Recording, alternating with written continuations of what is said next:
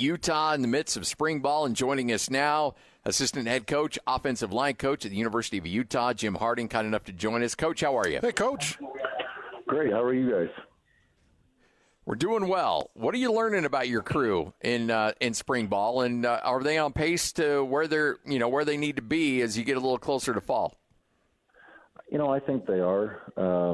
Just in terms of the overall athleticism of the group, I think has taken a step forward. I really feel that we've done a nice job of progressing in pass protection specifically. I think, we'll always have a foundation of running the football here at Utah, and that certainly is there. But I do like the progress that they've made, specifically protecting not only in drop back pass, but in the play action pass as well. So, Coach, I want to talk to you just a little bit about the 11th season coming up. I mean, here in the state of Utah, coaching with Kyle Whittingham, coaching in this offense for 11 years here in the great state of Utah. What has kept you here for 11 years? Because I know that there's been others that have come to get you. Really, that's a great question, Hans, and it gives me a chance to just talk about, I grew up in Ohio, never even stepped foot in the state of Utah outside of playing here when I was at Wyoming. But, we moved here, my wife and I, when our two boys were 3 and 1, and now 13 and 10, 13 and 11, excuse me, gives, it's just a great place to raise a family. Coach Whittingham is certainly demanding and wants you to be the best and have your position group to perform. But, you're always going to know exactly what Coach Whitt has, what he's thinking. There are no, behind the door conversations. And sometimes it might be difficult to hear, but at the same time, I think at the end of the day, you want to work for somebody that exactly what the expectations are, what they expect from you, what you can expect from him. And then you combine that, like I mentioned, with, the state of Utah and being able to raise a family here. My boys are, heavily involved in sports and things like that in the community. And so, yeah, there have been opportunities, but this has been too great of a place to leave. When you walk into a kid's home and you're recruiting an offensive lineman and you say you're from the University of Utah, does that resonate based on what you've been able to do? And not just, I know you're going to share credit with the other coaches and the other staff members, but what the University of Utah has been able to do to put offensive linemen in the NFL and to be successful. Do kids these days understand the success you've had, and does that make your job a little easier as a recruiter? I think it does. And with the transition to a new conference, even our recruiting areas have changed slightly. And so I'm, one of my areas is North Dallas, and getting an opportunity to go there in January really kind of opened my eyes to the respect that this program has nationwide, what they feel about, how physical we are up front, but then also just the stability of the program, the compliments that I heard about Coach Whitt and just the way he runs the program. It really, like I mentioned, opened my eyes to see that, our brand has grown. I think it is well respected, and that certainly applies to the offensive line as well. And I wouldn't say recruiting is ever easy, but it certainly allows you to get your foot in the door on a lot of players. Well, to your point, Scotty, just talking about Coach Harding, I was going through his offensive line the other day, and you could correct me if I'm wrong, Coach, but I think you've got 10 offensive linemen on your roster from the state of Utah, including every year it feels like the top offensive linemen, you've plucked them out, whether it was Spencer Fano or this year with Isaiah Garcia. You are really recruiting the state of Utah heavy for these big boys.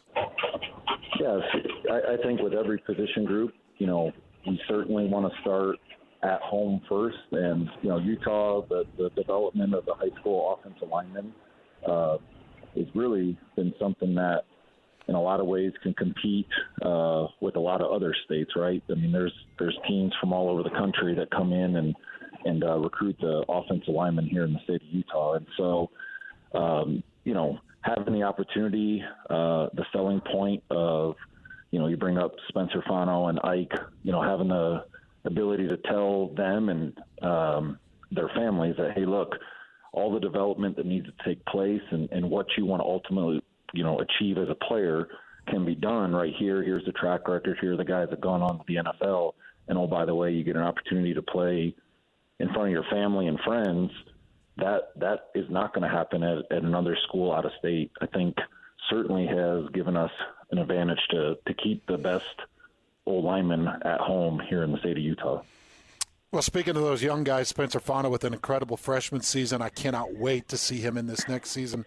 I know that you got some good guys coming back with Moko Fisi and others, but I do want to talk a little bit about Ike Garcia. Based off of some of the success you saw from Spencer Fano in his freshman season, was that the first freshman you've started? And then secondly, is Ike Garcia a potential starter for you coming into next season? Ike certainly did some good things this spring. I mean, we still have a couple more days of practice, but has done some good things. And having the room the way it is, and Ike obviously knowing Spencer and the success he had early on in his career, has given Ike the opportunity to kind of compare himself to Spencer, something to look up to. And so, I'm not going to sit here and say anyone can, here's a starting five or anything like that. We still got, work to get done, but certainly Ike has that opportunity to, get in the top 10 and then ultimately get in the top 5. And that's kind of the goal of all offensive linemen is, I tell them that we typically will travel 10, maybe 11 O linemen, and your goal is to make it into those, one of those top 10 spots and then ultimately work into one of those starting 5 roles. And so I think not only Ike, but all linemen have, very similar initial goals when they get into the program. Who's your leader of that group right now that's kind of leading the way in spring? I think just, Michael Mokofisi is a guy that has the most experience, and that naturally lends itself to being in a position of leadership. But I like what Jaron Kump has done, who's been around the program for a while and has a number of starts under his belt. Even a guy like Spencer, even though he's younger, I think he's got some credibility in the room. But to answer your question directly, Moko is the guy that I think kind of drives the room right now. Hey, Coach, can you tell me about the path of Kalinu'u? Because I saw that I think it was maybe 4 or 5 games in, you starting him at center last year, and I watched him, did a lot of film work on him. I thought he was really sound in a lot of the snaps, and I really liked his game, but I don't really know what his path was. Where did he come from, and how'd you find him, and how has he done through spring? Yeah, so to answer the last question, he's done a great job. He's played primarily center, has played some guard reps as well. Super intelligent player, which I think the center needs to be. He calls, all of our centers when you're playing there, you're calling not only the stacks in the run game, but also any protection flips, et cetera.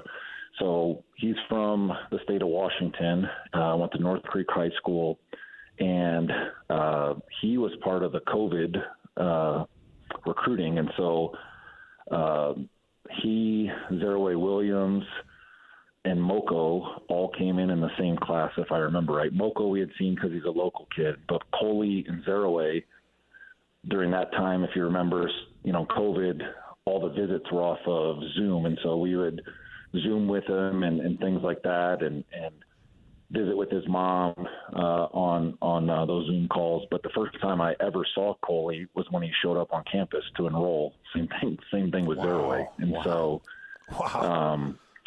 That was what would it have been, the 2020, I can't remember the years, they all kind of blend together now, but it was, bottom line, I had not seen Coley in person until he showed up on campus in June of, what would that be, 2020, I think it is? Yeah, June of 2020. Yeah. That's remarkable. I had no idea about that, but he was impressive stepping in and doing what he was able to do, and it feels like you've got a deep crew back, and I can't wait to see what it does for you, Coach. Yeah, me too. I'm excited and still got work to get done with a couple more training cycles and a couple more practices yet this spring. But I do share the same excitement. Well, Coach, we appreciate your time. We know it's a busy time for you, so thanks for taking a few moments with us. Good luck the rest of the spring, and can't wait to get fall started. Thanks, Coach. Thank you, guys. Talk to you later. You got it. Jim Harding, offensive line coach, University of Utah.